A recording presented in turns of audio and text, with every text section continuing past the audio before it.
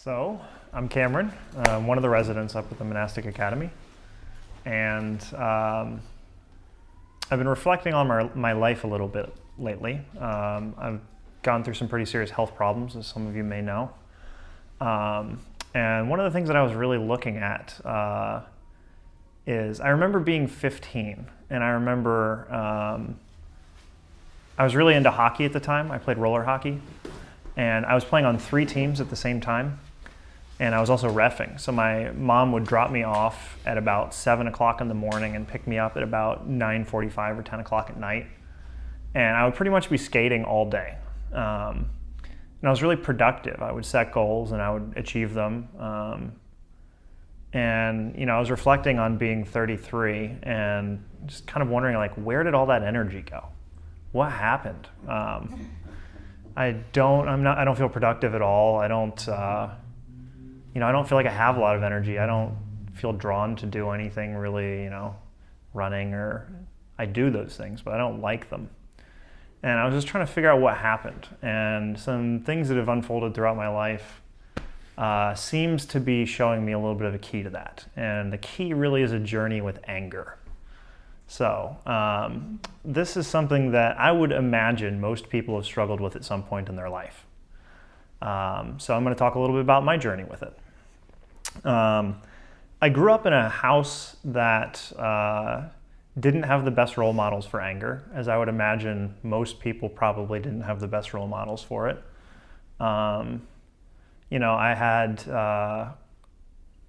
There were people in my life that if I got angry at them, I figured out that they would get angry back at me, and it didn't really make a lot of sense to yell at them or express my anger. I had similar experiences at school and, with family friends and with friends and things like that. So there was just no one that really taught me how to be angry. And what ended up happening is, from a young age, I learned not to express my anger. And then when I was about 8 years old, my family introduced me to hockey. And I fell in love from the first moment I started doing it. I remember my first season, I didn't score a single goal. I was terrible. I could, skate okay, but I just wasn't coordinated enough to do it at first. But I loved it. I don't know how many of you have played hockey or been exposed to it, but in hockey, you pretty much sprint for 45 seconds to 1 minute and 15 seconds, and then you get off. And then you try to recover for about 3 minutes, and then you go back out and you try and sprint as quick, as much as you can. It's a very intense sport. So back then I had a lot of energy. It was great. It was a great way to channel that. And then once you get to be about 10, they introduced something called checking. And checking is a very fancy word for hitting. So when you're 10, what that looks like is 2 people going about this fast, and then they run into each other and they both fall down. It's real cute. But as you you grow up and you become faster, and it becomes an art form. It looks really violent. When you watch hockey games, it looks like these 2 people are really hurting each other. But for the most part, the experience of it isn't actually like that. It's really like somebody hit me really hard, and then I'm like, oh, wow, that was a really good hit. And then I get up and I hit him really hard later on. And it's just sort of it's a way of, it's like anything else. It's something that you get good at by doing it. And there's other people who are better at it than you, and it's a particular way to play sports. Football players do it differently, and then some of us do it with words. It's just a different way of expressing. So I got pretty good at checking, and I got pretty good at hockey. I was used to being one of the faster, stronger players on the team, and I scored a lot of goals, and I really enjoyed it. And I became really fearless when I played hockey. I got to the point where I would see a big person on the ice, and I would decide that I was going to hit this person, and I would do it. And that person would often hit me back afterwards, and it was great. And this, as I got better at hockey, I kind of moved up in the ranks. You play a house league, which is you play with other players from your area, and then as you get better, they start inviting you to travel. So you go and you face teams from I lived in Columbus, Ohio, so maybe we would face a team from Cincinnati or Dayton. So I played travel for a while, and then I moved up into, I played for a team that was pretty good. Good enough that we were winning all of our single A games, because I played for a single A team. So we played a double A team. We played in a double A tournament. And I was about 17 or 16 at the time. And for the first time, I remember being on the ice thinking every single person on this team is better than me. And they were all faster and they were all stronger. And it was really exciting. But I got hit by one of the smaller players on the team, and he didn't hit me that hard, but I fell in kind of a strange way. And I landed on my elbow, which done thousands of times, but I landed just a little bit strange, and I hurt my shoulder. And in typical hockey fashion, I continued to play that game. And it didn't seem like a serious injury. A couple weeks later, I wasn't really, I didn't really feel it too much, which is interesting because now I can still feel it. That was 20-something or 17 years later, I can still feel it. But something changed that day, though. That was the first time I'd ever really been hurt playing hockey. And it introduced an amount of fear in me that I hadn't really expected. And that fear culminated in me not actually playing travel hockey the next year. I played in a house league. And to give you an idea, if you played in a travel league and you were like the worst player on the team, and then you went back to a house league, there's a very strong chance you were going to be the best player on the team. So one of my friends that I had played with before convinced me, he's like, "Oh, just be on the team. It's our last year together. We'll just win a championship. It'll be fun." So I did that and, enjoyed the experience as much as I probably could have. The people were much slower. The hits were much slower. And then something interesting happened after that is once you turn 18, you're no longer allowed to hit. So the adult leagues, they don't hit each other, which is something that's really strange when you grow up on a team that you hit. So I noticed that with the hitting gone, a lot of my interest in hockey started to go away. And so I went from playing on several teams to playing on one team to playing on no teams. And that happened right around the time that I was going to college. And what I didn't realize at the time is that hockey was actually my outlet for anger. So it's not something somebody could have explained to me before it happened. And even as it happened, I didn't realize it. But instead of having hockey to fuel all my energy into, and then I would actually leave it all out on the ice. I would leave exhausted. Didn't matter what game it was. So I went into college, and I didn't really have a good outlet for that. I would work out with some of my friends, but it just wasn't the same level of intensity. So something that started happening is I would start drinking. And when I would drink, my anger would start to come out. It wasn't every time, it wasn't that bad, but it was something that slowly increased a little bit. And I started to notice, hey, if I drink too much, I get really angry, and I don't understand why. And I also had a side of my personality that would come out where I would just be really angry with people. And from my perspective at the time, I was just, I figured everything in life out, and other people were just stupid. So I was just frustrated because they weren't, good enough. And then after college, something else interesting happened, and that is my dad passed away. And I dealt with it the only way I knew how to deal with it, so I drank. And as I drank more, I got angrier and angrier and angrier. I would go out and pick fights with random people in a bar. I would do just absolutely, I would say the meanest things to people. I didn't know how to deal with my anger, and so what I ended up doing was directing it at the people that I loved the most. And my friends, mostly that I would go out and drink with, stopped calling me back. So I got to a point at probably about 6 to 8 months after my dad had passed away where they'd done what they could to help try and get me through a really hard time, and they were just kind of sick of having to deal with me being mean. So for the first time in my life, I actually had to look at how my behavior affected other people. And I remember realizing I have a problem with anger. So I did the most obvious thing to me at the time, which was I started suppressing it. So I figured if me being angry hurt other people, I just don't be angry anymore, and everything will be okay. And this was a coping strategy that was the best that I could do at the time. And it worked for the most part.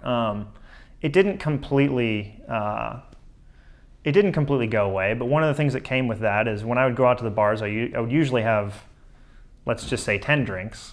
And when I started to see my friends, I would go out and I would have 4 drinks. I'd made sure that I was never the drunkest person in the room because I knew that way my anger wouldn't come out. I knew when I had 4 drinks, my anger didn't come out, so there was no reason to have more than that. And that worked for a while, and I got to a point where I would move that number a little bit, but I very rarely got back to the point where I was so drunk I couldn't control it. And you know, this it seemed to work. My friends started to change how they acted around me, and the way I interacted with people was better. But if I actually am honest about the situation, is my anger wasn't completely suppressed. The people who ended up getting the brunt of it were my bosses, and really random strangers. If you were a cashier or road rage, that was another one. I was really mad when I would drive. But even with that, even with road rage, this is a really interesting one because I recognized that I was really angry while I was driving. And so I started to rationalize in my head, oh, well, maybe this person's driving their son to the hospital or something like that. So every outlet that I saw anger come through, I would talk my way out of it so that I wouldn't feel angry. But the thing that was happening is that there was just a lot of things that I didn't see. A lot of ways that I would say a very simple phrase to somebody would be mean. It would have a jab in it. Just kind of a subtle way, but it was there. I was really talented in IT, so I could get away with saying almost anything that I wanted to my boss because I was keeping a multi-million-dollar industry working well. So I knew I could get away with it. That was the worst part, is I was enabled because I was talented at something else, allowed them to have to put up with my situation with anger. And then I ended up going to Afghanistan, and the same thing happened. My bosses, I thought they were stupid, and I was pissed off at them. And then, the people that I lived with, problems with all of them. It didn't matter who they were. And then a really interesting thing happened is that I went down to Peru, and I worked with Amazonian shamans. And I dealt with a trauma that had happened to me when I was a kid. And it was a deep pain and sadness that I'd felt. And when I came back, a lot of my anger was gone. And that's actually where I realized that although I had started suppressing my anger, it was really seeping through in my life, and it was really covering everything in my life.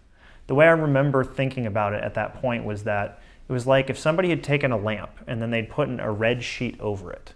You could still see the light, but everything looked red. And I didn't recognize that was that was not a red light until I took off the sheet. And that's how I felt. Like I realized how anger had just infiltrated everything in my life. Oddly enough, when I came back, my problems with alcohol were gone almost overnight. I realized that I wasn't drinking because it was really fun. I was actually drinking because I was trying to avoid it. I didn't want to feel that anger, and I didn't really know how to deal with it. And from that point on, I actually thought that I had completely fixed anger in my life. And I started to, from that point, I became actually really compassionate about other people. I'd felt really deep pain for the first time in my life. And after feeling that pain, I started to realize that other people were in pain too. And I started to actually care about that. And I had this whole new world of positive and unfriendly emotions open up to me. And it was sort of like a new dimension of life opened up for me. I felt alive for the first time in a very long time. And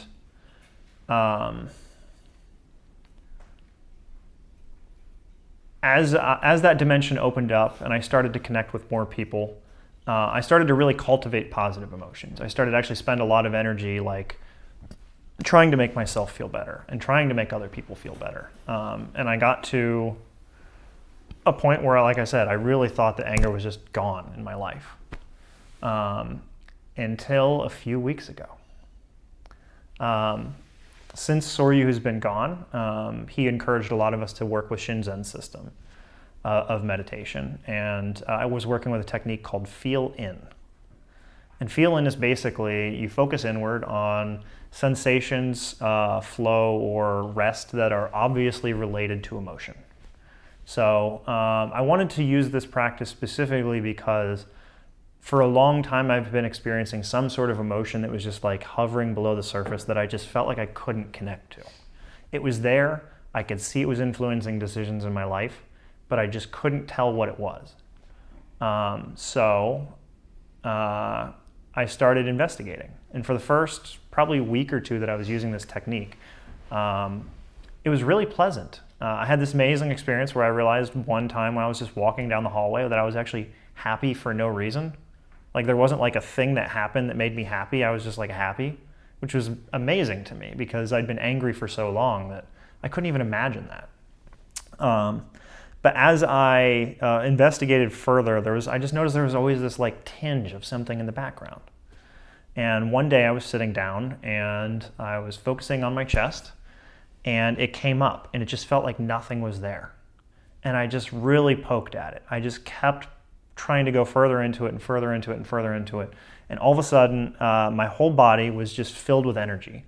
Like I just felt full, and it was prickly and it was hot, and I was pissed. I didn't really have a thing that I was pissed at or a person, but I was just angry. And after, I don't know, a few seconds or something, I couldn't take it. It was so intense that I backed away.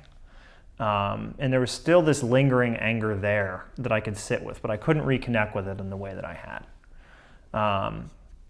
And that was in the evening sitting period. And so I tried to go to bed and I couldn't sleep. I just laid there all night. I had so much energy and I just couldn't fall asleep. So I was awake until about 3 o'clock in the morning. And as you guys probably know, we get up at 4:30. So I didn't get much sleep that night, but the whole next day I had a lot of energy. And I started to realize that this energy is there. It's available. And I've also noticed that I've been having a lot of tension throughout my body for a long time. So I started to wonder, okay, I wonder how much tension it takes to hold this energy back from me being able to feel it. Peace Pilgrim said that anger is, she says it's a very energetic emotion. And she says that it's something that should always be channeled. She says you should channel it either into exercise or into something that's worthwhile. And I started to realize that the reason that I wasn't able to set goals and to want to go out and run and things like that is because I was really suppressing this energy. The whole next day I was really productive. Everything that I did, I wanted to do. Everything that needed done, I actually wanted to do it. I sat down and I started making goals for myself, and since then I've actually been pretty good about keeping them, which is remarkable for me. But I had a lot of fear around anger because my experience with anger was that when I get angry, somebody else gets either hurt or angry back at me. And that's a really unpleasant option. So I had a lot of really like apprehension about even going further into this, but I know it's something I have to do. So I went to a circling event in Burlington the next weekend, and one of the other residents made a comment about something that I said, and I was really mad. And he asked me about it, and I just kind of like glanced over it. I tried to say something gentle and like move past the situation. And then one of the other residents pointed out that he said, I think you have something a little more direct to say to him. So I said, that really made me mad. I said that I really don't appreciate, being policed. I have my own experience, and I don't feel that it needs to stand up to your judgment. And the darndest thing happened.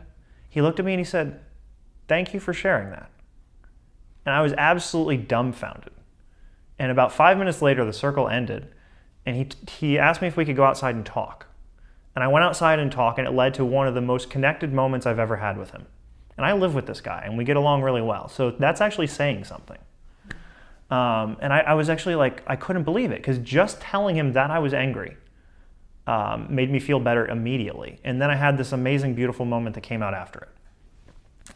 And then I had a similar situation happen the next week when we started our circling retreat. I had a very direct moment with another one of the residents, and not only did it not hurt him, but it actually helped him, and it helped him and I connect in a much deeper way. And then it happened again. And I've been reflecting on this, trying to understand what happened, because it's still really hard for me to believe. I've struggled with anger so much in my life. It's been an overwhelming driving force in my life. And all of a sudden now anger is helping me connect with people instead of disconnecting me. So looking back, this is the best thing, the most honest look at this that I can take is that I had a really unhealthy relationship with anger. When I would get angry, it actually ruled my actions. I didn't understand that I had a choice about whether or not I could do what anger said to do. I didn't actually realize that that was a choice until I started suppressing it. And I don't recommend suppressing it if you have an option, but it actually ended up being a healthy thing for me to have that experience, because what happened with that is really realizing that when I'm angry, I have a choice. And anger is such an energetic thing. It's such an uncomfortable thing that it oftentimes isn't obvious. It sounds like a really obvious thing, but it's probably not. And the suppression of it gave me time enough to look at it and say, is this the choice that I want to make? But then again, the suppression also led to an unhealthy expression of anger. That's when it started to seep into my personality and started to seep into my interactions in ways that I wasn't conscious of. And this is actually still something I'm working with.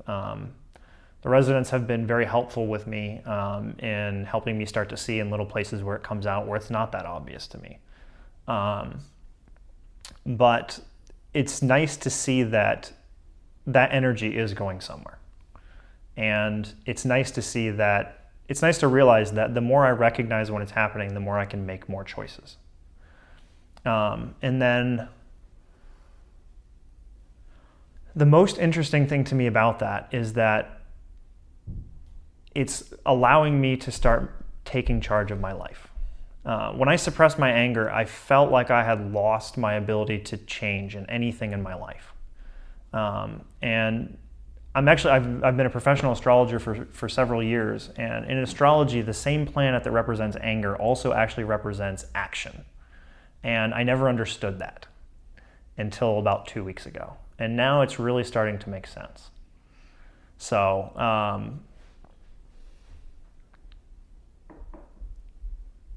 it's a beautiful energy. I understand why I was scared of it. And I understand why it's an energy that people get really challenged by. But it's worth looking into. It's worth facing. And it's worth being honest with yourself about. Because it's actually allowing me to start making the changes in my life that I've wanted to make. So, with that, we'll move into silence.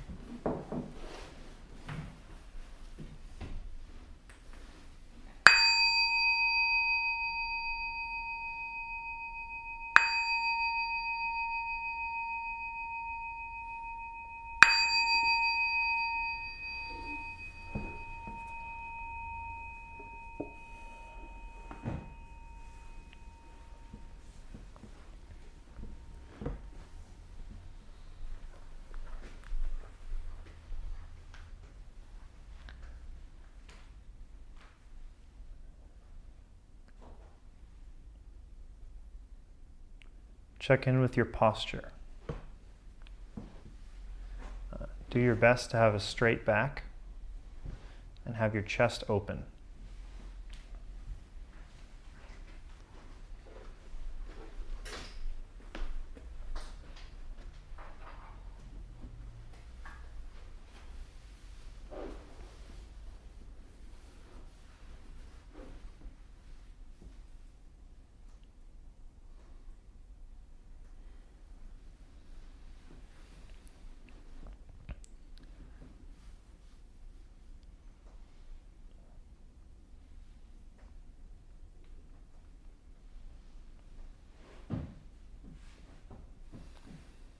One of the reasons that anger pushes us to act is because it's uncomfortable.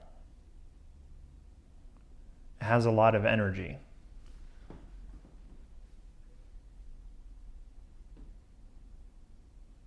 And we want to put that energy towards something. But if we let the energy choose where it's going to go, without discernment, we may regret that decision.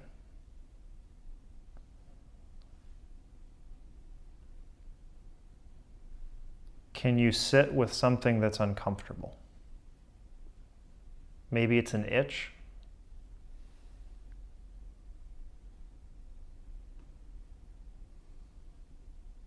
Maybe it's the chair that's uncomfortable.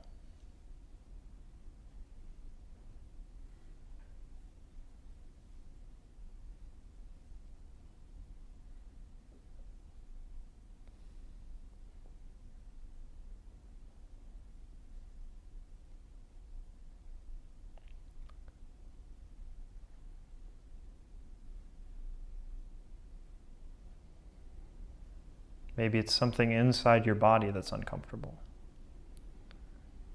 or an emotion.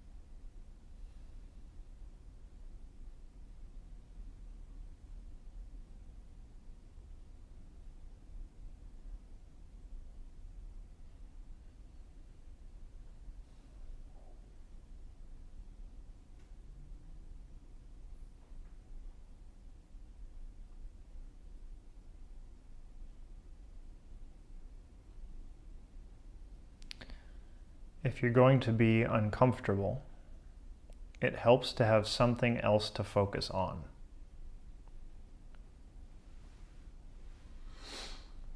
A natural place to focus is on the breath. So if you would like, bring your attention to your nostrils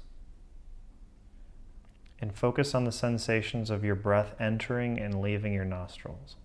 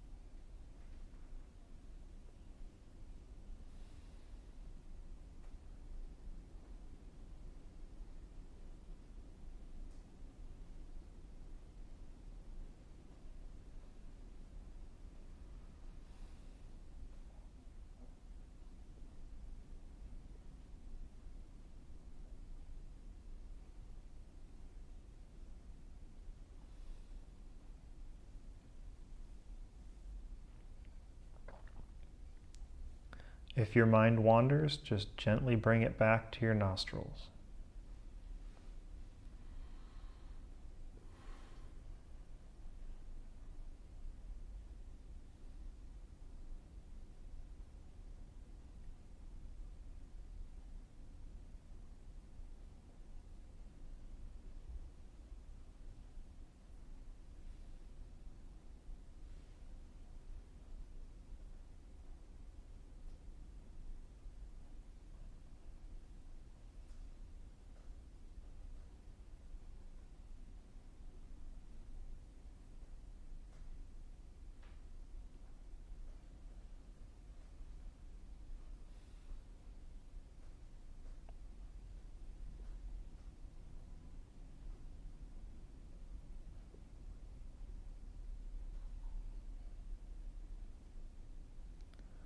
One of the reasons that discomfort is so challenging is because we typically view it as permanent.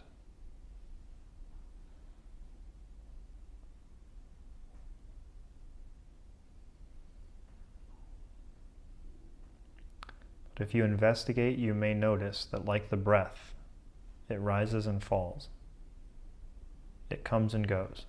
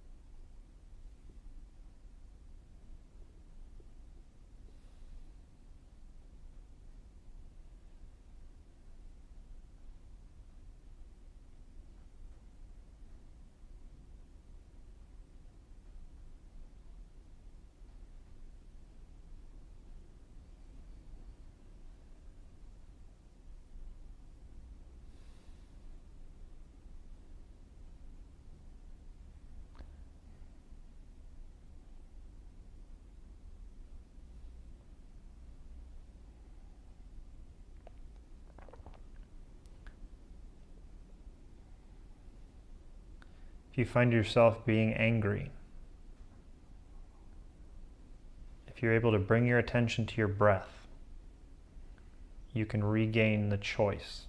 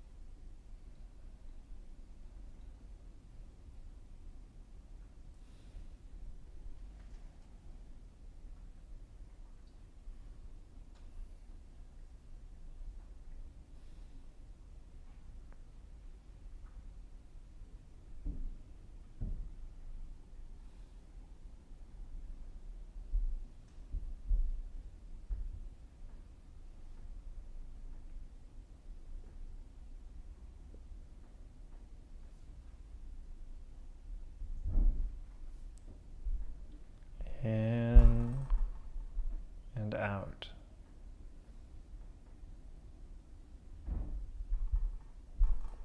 The breath ebbs and flows.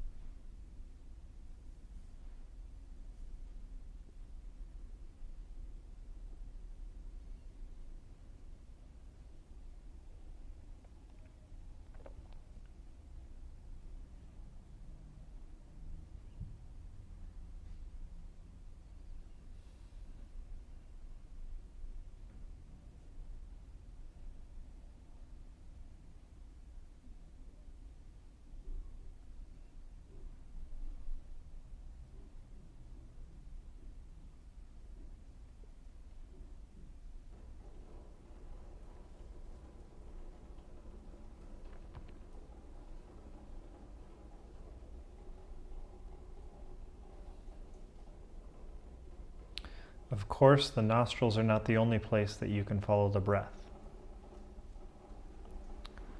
If you prefer, you can bring your attention down to your stomach, to your belly.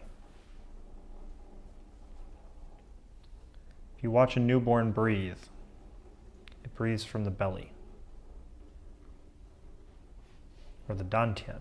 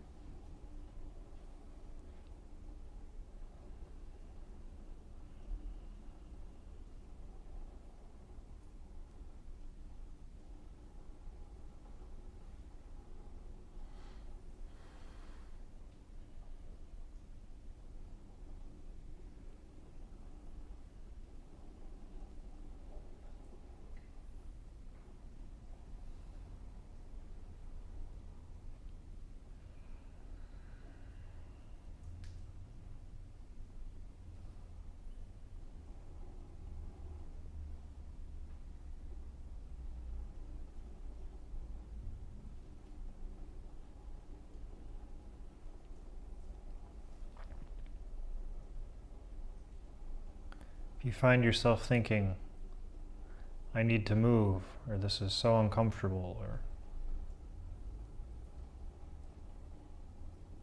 bring your attention back to your breath.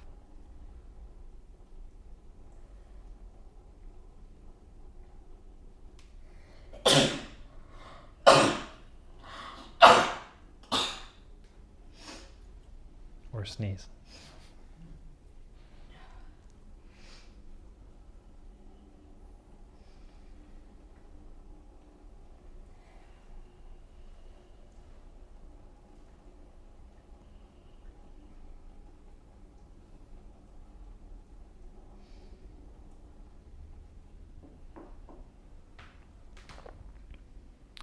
Like playing the piano, this is a skill that can be learned.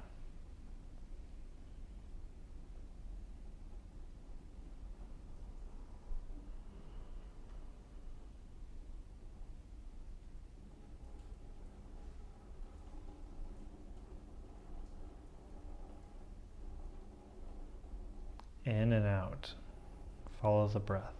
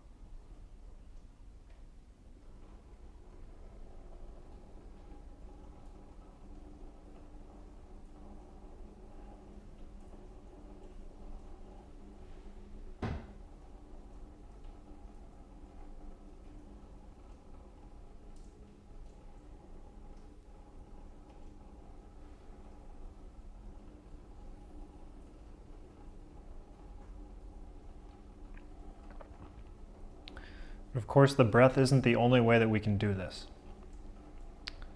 We've been gifted with this beautiful sound of dripping water. So if you like, bring your attention to that sound.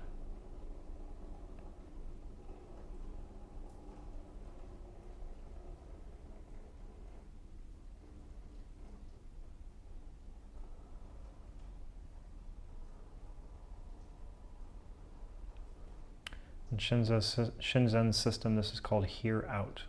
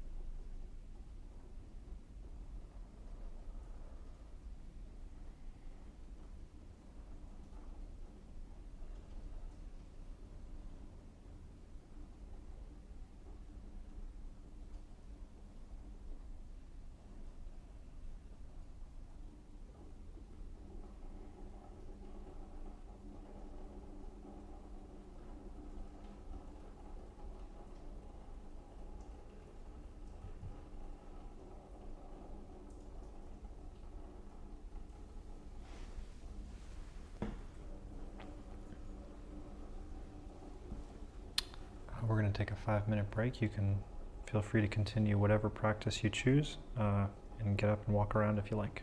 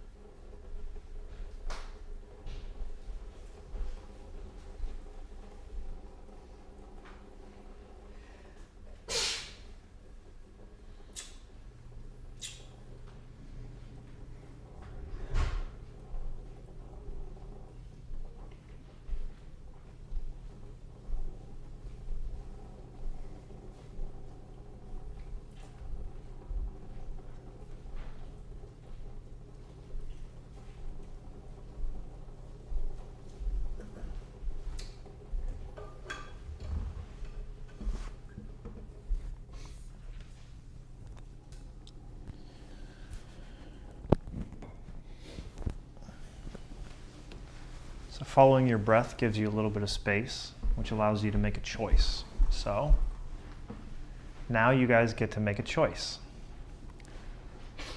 You have two options for the second half of this period. The first one is that I can lead a meditation about standing and being in your body. Some of you may have been here for some of the other ones that I've done. I'm a big fan of these, about feeling what's actually happening inside your body. And the second one is that we can pair up with someone that you don't know or somebody that you don't know very well, and we can practice expressing our anger healthily. So, let's see, show of hands. Who would like to have me lead a guided standing meditation practice? 2, 3, 5. All right, and who would like to pair up and practice expressing anger healthily? 1, 2, 3, 4, 5. Wow. We have the exact same number on both. I can be the tiebreaker if I haven't heard the question. Would you like me to lead a guided standing practice about feeling inside your body, or would you like to pair up with somebody that you don't know very well and practice expressing your anger healthily? Of course, I would prefer number 2, but only because it's challenging. More challenging? Is that the one you're choosing? On behalf of my 5 brethren, I suppose I am. All right. Wow, I'm impressed. We're gonna be All angry. right. The other 5 are going to be angry with me. So, this will work best if you came here with somebody to not choose them. So, if you guys want to pair up with somebody else in the room and face each other.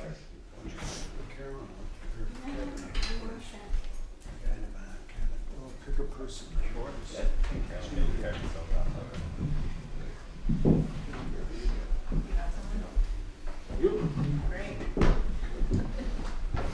Face each other.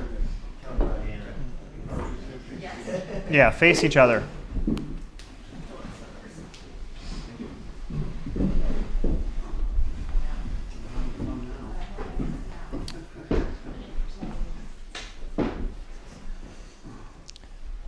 So introduce yourself to your partner if you don't already know them.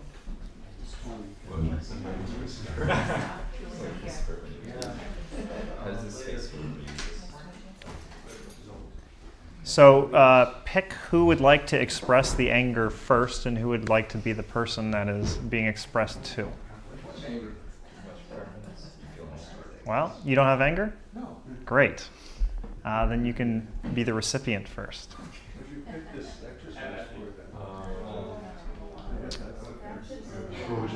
So, a good way to start this is to think about something something small. We don't want to go for the home run here. Huge marital problem, huge financial problem, not a good time to bring that in. But oftentimes what happens with anger is that we let small things that don't go expressed build up. So if you have a partner who leaves their socks on the ground every day, this is the type of thing that may start small and end up big.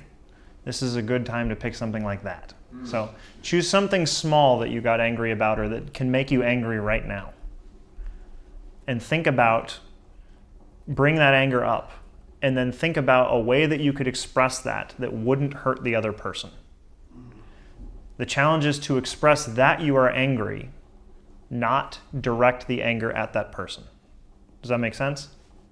So are we talking to them as if You want to talk to them about as if they're the person or that you would like to express it to. They're beginning to piss me off. do we respond or do we just receive? Do whatever feels right in the moment. But ultimately what we want to do as the partner is to say whether or not we think that would have probably affected us negatively. What we're ultimately looking to do is let the person know that we're angry and that something has impacted us, but not harm the other person. Generally, that is. And then we're talking to the person. It was like the Whatever really works for you. You can bring up the situation and explain it and then say how you wish you would express yourself or how you want to express it. What you want to do is get in touch with the feeling of anger and be able to be angry and still make a decision about how you want to talk. Say, I'm upset because the socks are still on the ground every day, not you fucking always leave your socks on the ground. You know, there's a difference in how you approach it. You need to be able to convey that you're angry while still feeling it. Does that make sense? Yeah. Great. So how did the I guess You could go with more examples. if I try that. What'd you say? Do we go with more examples or do we switch roles? We'll switch roles in just a moment. Yeah. So take about 1 more minute and then switch roles. Take about 1 more minute. So everyone should have had a chance to both express their anger and hear somebody else's anger. So now would be a great time to give each other feedback on how you received that. How did it land with you? And do you have any advice on a way to change on the way that it was expressed?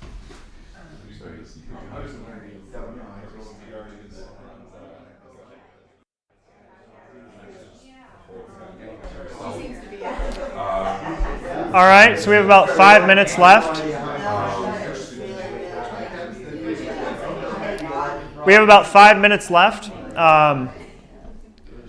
It's very easy to express anger healthily with somebody that you're not actually mad at. But this is a great example of the fact that you can do it. But oftentimes when we're angry, one of the reasons that we express it the way we do is because we don't necessarily have a plan. So one of the things that can help, doesn't mean it will, but it can, is having a plan about what you're going to do with something that makes you angry. So we have 5 minutes left, so take a couple minutes for each person and come up with a plan with the person that you're talking with about how you're going to deal with your anger the next time it comes up. For some people that may mean expressing it, for some people that may mean finding a different outlet, but come up with a plan.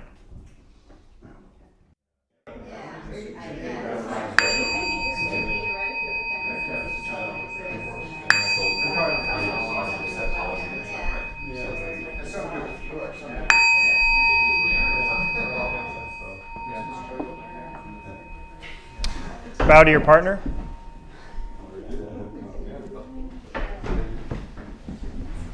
All right. So now is the time that you guys can ask questions or share your experience, or we can sit in silence. Can I ask you a question? Absolutely. I have 2 questions that have been burning a hole in my head since you finished talking. Okay. And one is, in the 25 years or so you've been dealing with this toxic emotion, half the time not knowing what it is, the only time you went out of yourself or saw somebody bigger than yourself, maybe by accident, was the shaman in Peru. I dealt with a counselor. I dealt with my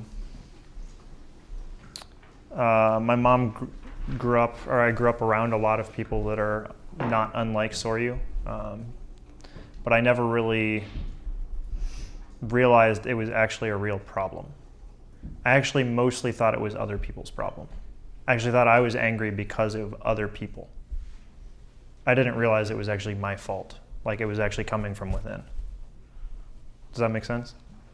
Right, but at some point that shifted, and have you sought anybody beyond, and that shaman may have been an accident as you suggested, but have you sought anybody bigger than yourself once you realize that it's you to figure it out or to fix it? Well, I see a therapist once a week. I live in a monastery, so, and I spent about 3 years very seriously pursuing the path of being a shaman. So, since I figured that out, my life has been entirely based around that, literally. Then the follow-up question makes sense then. After all of this awareness now of this, what the hell are you angry about? Not hell, I mean, So, do you know why you're angry, or if it's about something? I'm angry. There's something I'm pissed off about, not just like globally angry. I have a strong suspicion. There was some pretty severe abuse that happened in my life at a very young age from a family friend. So I suspect a lot of it is tied up in that. But one of the things that I've worked on in Soryu is that he's made it pretty clear that when you have a stuck emotion, whether it's sadness or grief or anger, oftentimes you can actually deal with it as just the emotion and you don't actually need to know why. It doesn't mean that you can't know why, but for something like this, I know enough about my childhood to know that there's things that were very unpleasant, and if I can deal with it as just anger, I'd prefer to do it that way. But at the end of the day, whatever it takes for me to deal with this, I'll do it. It's destroyed my life in so many different ways that whatever it takes. That's just kind of where I'm at. So, Thank you. very welcome. Thank you.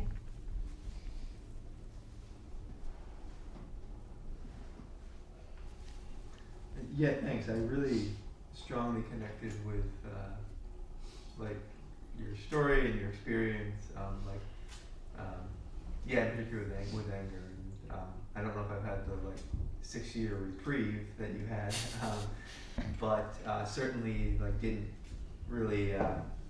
I just grew up in a household where anger was not expressed as something that we didn't have. Like my parents, my mom would say, "Oh, I didn't get anger. I don't get angry. I don't have anger." And so I definitely learned to repress it.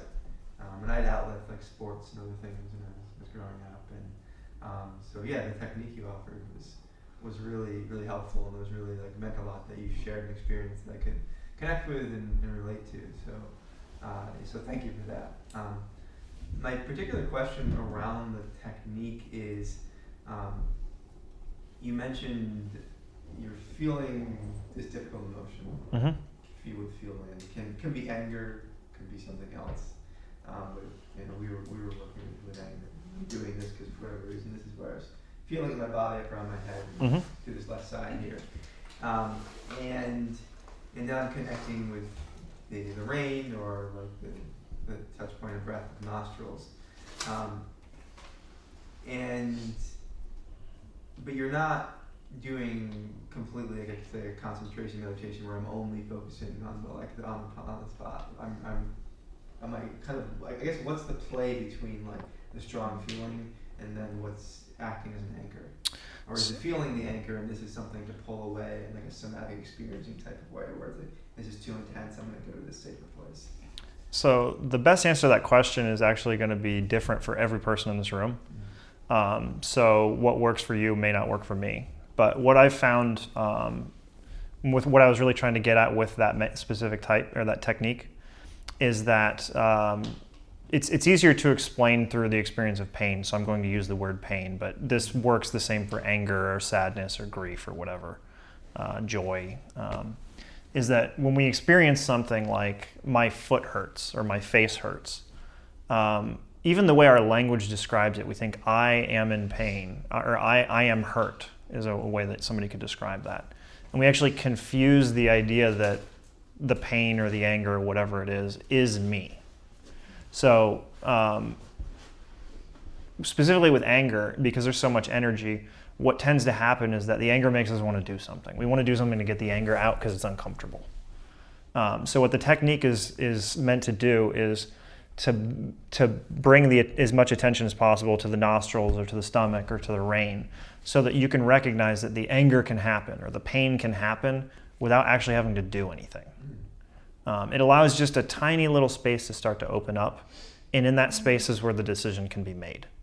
What really has to happen with anger to be able to make that decision, though, is first of all to recognize that I'm angry before I talk or before I hit something or break something, whatever way, or before I don't say something. That could be the other thing. It can go completely opposite. If I'm very angry and I'm just going to smile and pretend like everything's great, which, in its own way isn't. It can be helpful in some situations, but overall it's really not a healthy way. So what we're looking to do is just open up space to allow ourselves to notice that I can be angry and I can still decide what happens. I can decide to stay on my breath even though I'm angry. I may be feeling anger in my face or I may be feeling pain in my foot, but I can stay here with my breath, and that's a decision. When you make that decision enough times, you start to realize that you can make other decisions too. Does that help? It did. Okay. Thank Great. you. Great. I had an interesting, when I was in the monastery, I did a week retreat there. Mm-hmm. I found that it was I had a really difficult time getting physically comfortable in any position. I was constantly moving and wanting to move, either one. Mm-hmm. And, you know, we learned in the last couple of weeks that you're supposed to have your knees below your hips. Mm-hmm. So when I'm here, I can't like go like this. I have to, this is kind of a position that kind of works, right? Mm-hmm. But as with the monastery, there's this place in right here that I found it really hurts when I put pressure on it. So what happened, this is like my little process I went through. But I noticed if I get up just a little bit, it doesn't hurt. But when I noticed the remnant that was left was this fear of it hurting, because it took me a while, like I just kept thinking it hurt. I kept thinking it hurt. And then it dawned on me that I just kept feeling like it was gonna hurt. Like it wasn't actually hurting, but I was constantly on the edge of it's gonna hurt. And so then I tried to focus on, oh, so this really isn't back there. It's where am I feeling the fear that it's gonna hurt. It's actually not the pain, which I was feeling when I wasn't quite sitting like this. It sounds great. But then I tried to focus on where am I feeling the fear that Mm-hmm. it's going to hurt, and going more towards that. And that was more in here. And then the fear turned into other things, and one of the things was anger. And the anger for making me stay in this position that could potentially hurt. And I mean, you know how it goes. It's like, it's this whole, like, you go deeper layers or something. But it was weird because I realized it's so palpable, that fear that it's going to hurt. It was just so big. Anyway, so just sharing the experience. So thank you for sharing that. So for those of you that haven't sat a retreat, this is a very common experience to be in discomfort for a week. You actually stumbled upon one of the most interesting things that I've found about experiencing anything, really. So let's just say that I'm giving this mostly as an example for them because I think you've got firsthand knowledge here. But let's just say that your foot hurts. And on a scale of 1 to 10, the suffering from it is a 10. So you can have 10 units of suffering from your foot hurting, and then you can think, oh man, my foot hurts. This sucks. And you can create another 10 units of suffering in your mind. And what happens when you have a thought like that? You get mad, or you get scared. And so you create an emotional suffering as well. So you have 10 units of suffering from the pain, another 10 from your mind, and then another 10 from your emotions. And when you have uncomfortable emotions, it creates thoughts. So you can create another 10 units of suffering. And it actually ends up being a feedback loop. In something where the pain is a 10, you can actually end up having hundreds or thousands of units of suffering from it.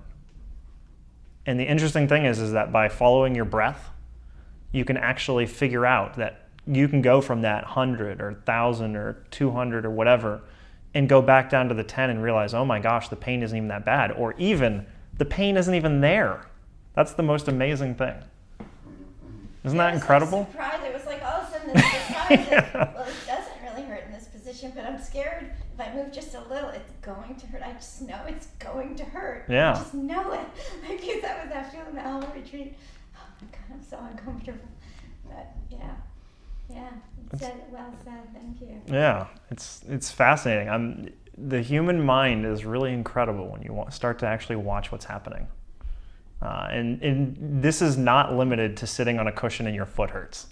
This is limited to, this is included in everything that happens in our lives. Oh, that text message that Billy sent me, it can be anything. An email, a text message, an interaction with a person. It can actually even happen with things that didn't even happen. I've gotten mad at somebody over the tone of their text message when I was completely wrong about what the tone was. and been furious. So it's just really interesting to see that a lot of how we experience life happens in our mind, and it actually isn't even connected with reality, and we can cause ourselves to suffer needlessly. So that's a great experience to have. That's one of those ones that can really, it can be applied to other parts of your life. So thank you for sharing. That was great.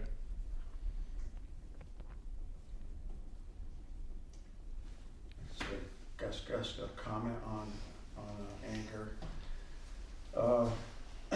Your beginning share identified a lot with I played football in high school, and it allowed that be an outlet, and which is good. And I had a lot of similar things with suppression. I never thought I was an angry person, but really it was just underneath. Mm-hmm. And I guess my comment is that now, I understand a little bit about it, how it works, but even though I have a fair amount of knowledge about it, it's as though, and Carolyn mentioned the fear, for me it's as though it's a flight or, it's like a cognitive part of your brain, the flight or fight, Mm-hmm.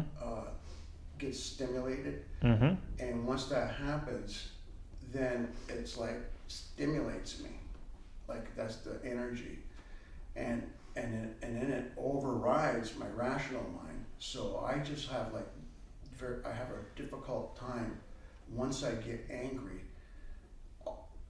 modulating that behavior. Mm-hmm.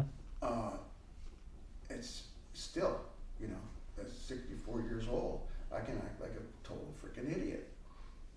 And that,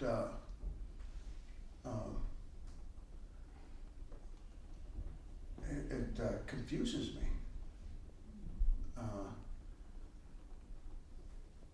So, is it, do you find that it's like, I think it's attached to a fear that I'm not getting something that I think I want, that kind of a thing, or I'm going to be exposed somehow and people are going to think less of me, something like that? Do you get any of that? So mine comes out in a lot of different ways. So one way that anger has expressed in my life is anytime I feel threatened, which could mean somebody proving me wrong in some way. Because I have this idea of myself that I'm smart and I understand things. So somebody proving me wrong can make me really angry. It is absolutely a very protective thing, and the part of our brain that responds with emotions it's a very primal part. Like you said, the fight or flight thing, it's a real thing. I mean, you go into, I've actually experienced it from both sides. I can get both angry and frozen at the same time. So it's like, it can be fear, it can be sadness. A lot of times with anger, there's something that we want that we're not getting. Not always, but one of the things that is starting to become more apparent to me is that when I'm angry, I have a need that isn't being met. And it's actually, I'm actually glad you asked this question because for a long time, I looked at my anger from this perspective of I want it to go away.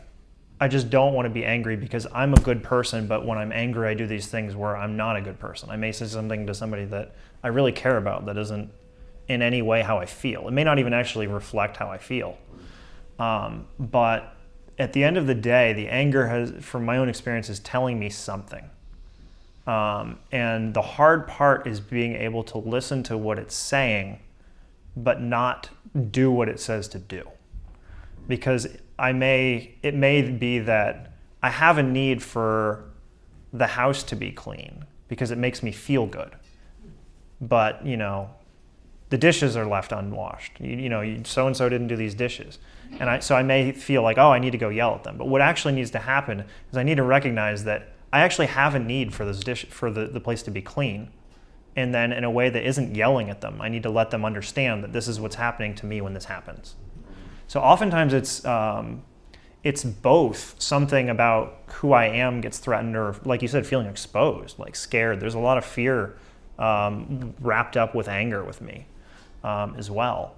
But there's also oftentimes in the situation some sort of thing that's often really small, that the amount of anger that comes up isn't proportional to what's actually happening.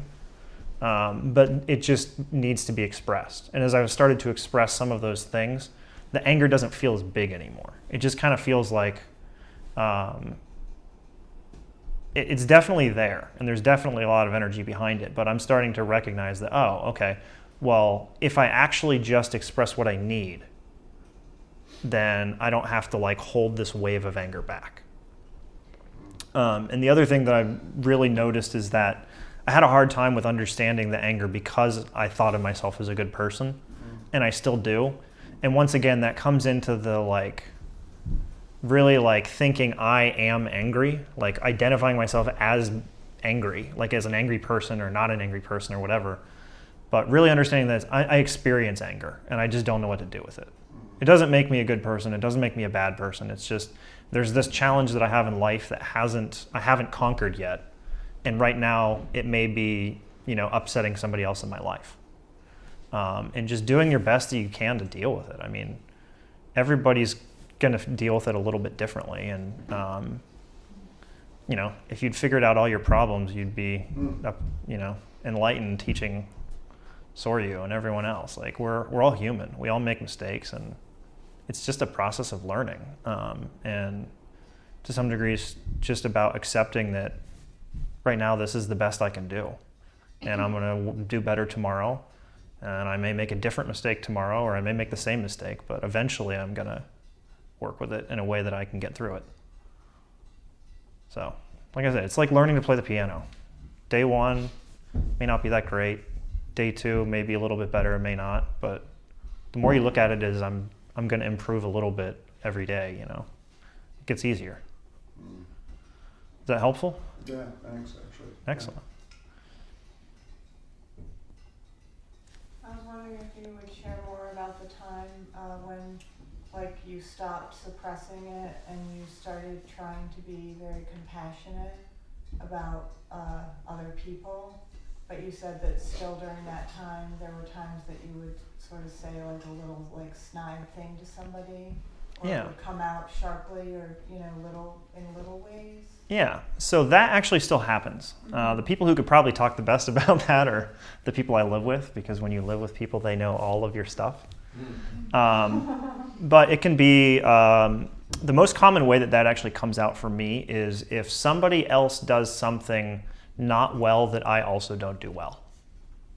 So let's just say that, let me think about a good example of this. So my bed isn't always made, and I may make a comment to Christopher about his bed, and I may be a little bit angry and like a little poke in there about it. And what's actually happening is I'm actually not mad at him. But I have had a lot of that come out in my personality, where it's just like, it's subtle anger with little tiny jabs in there that I didn't even used to notice. And I'm starting to notice only because other people mention it. And once again, that actually comes down to me having a need for my room to be clean and to be organized, and things that I'm parts of my life that I've allowed to slip and not actually pay attention to. Is that, or did you have anything else about that? I Or just have a follow-up to that. Sure.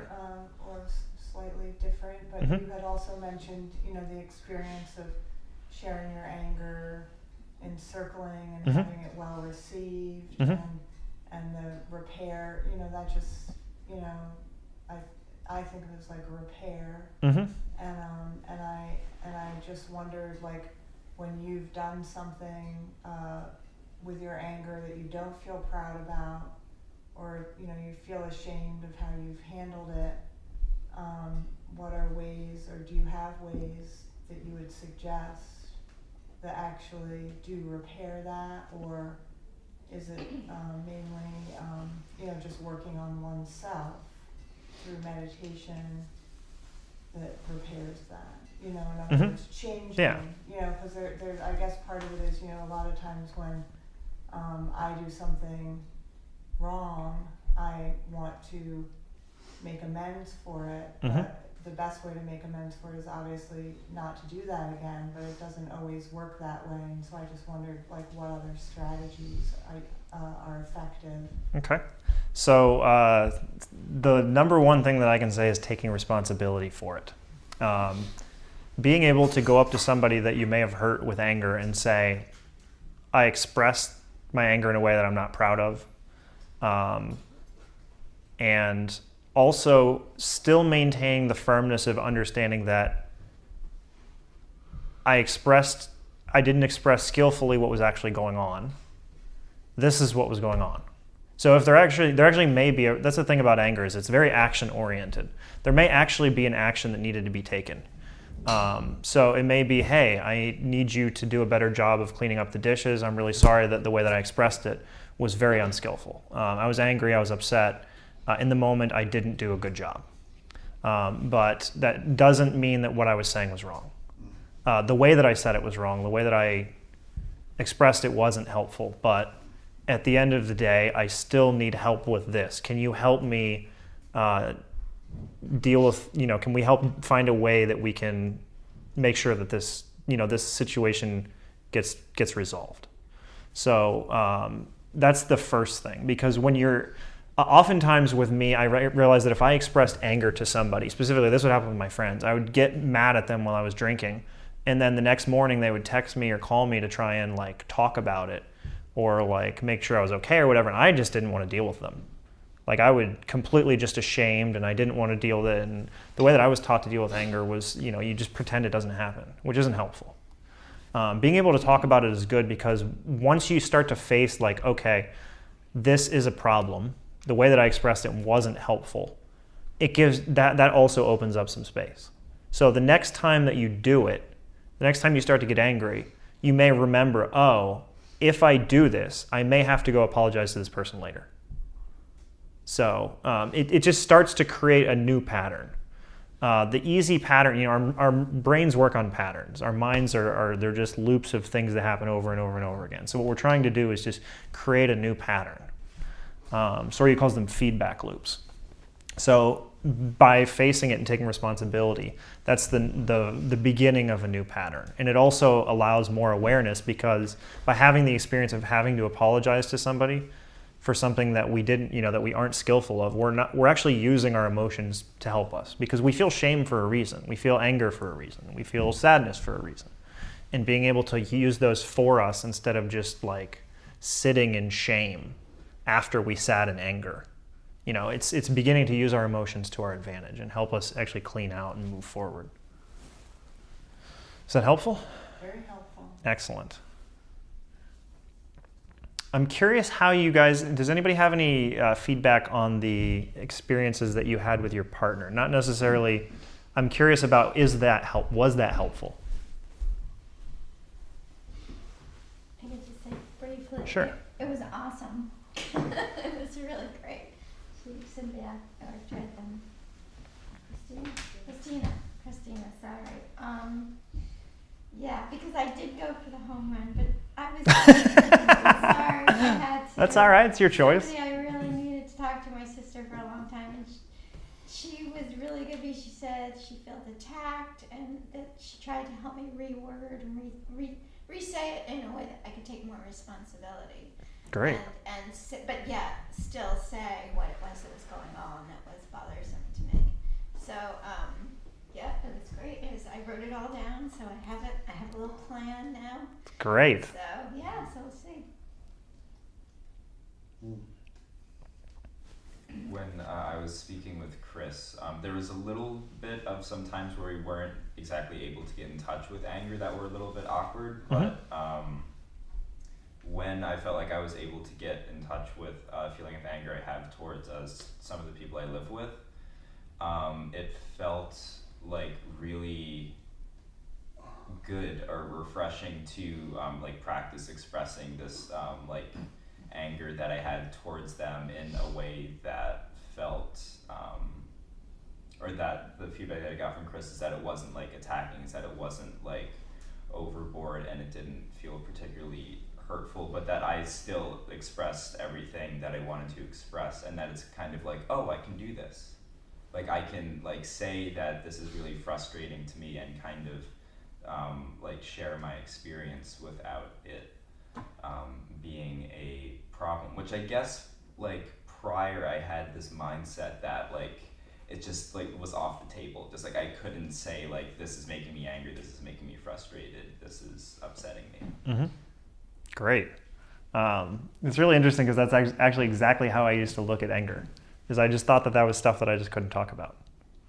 It didn't even occur to me that, oh, you can do it in a way where I can still express it and, and it's all right. And this just, from my perspective, that comes down to never having somebody teach me that. I just kind of accidentally figured it out on my own, and I imagine that that's probably not true. I imagine Soryu's probably been telling me that for a year, but sometimes those things, like you just have a moment where you go, oh, okay. And then something that was a really big problem is suddenly not as big as it used to be. Yeah, somebody once told me that oftentimes the answer is much simpler than you want it to be. It was him.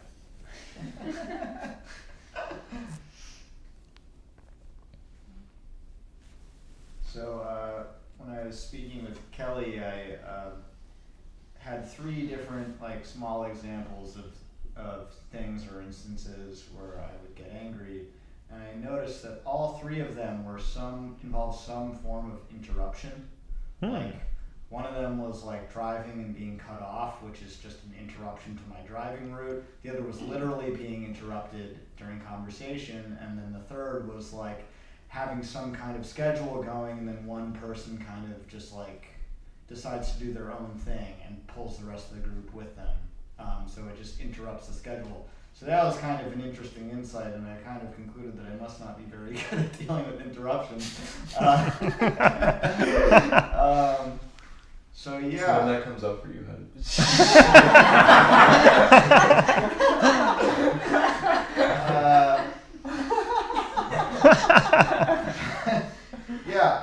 it's not foolproof, but it was a curious pattern that I noticed. Great. Yeah. Excellent. And it makes sense that it's like you have some agenda and then something kind of just interrupts it, and it's just like, yeah. There's aggressive motion with the hand. Yeah, there's. that's how I feel about it. Great. Yeah. Thank you for sharing. All right. I think we're about out of time here, unless anybody else has a burning share or question. All right.